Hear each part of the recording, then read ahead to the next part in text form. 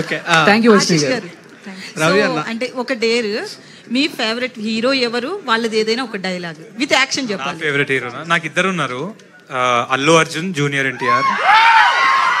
So అంటే నేను చిన్నప్పటి నుంచి నా ఫ్రెండ్స్కి చెప్పుకుంటూ వచ్చాడు డైలాగ్, తగ్గేదేలే అది అందరు చెప్తున్నారు భయ్య, కానీ నేను కొంచెం డైలాగ్ డెలివరీలో జూనియర్ ఎన్టీఆర్ ఫ్యాన్ ఎక్కువ.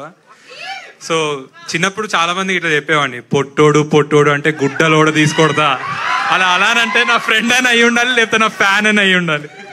యా రవి అన్న ఒకసారి.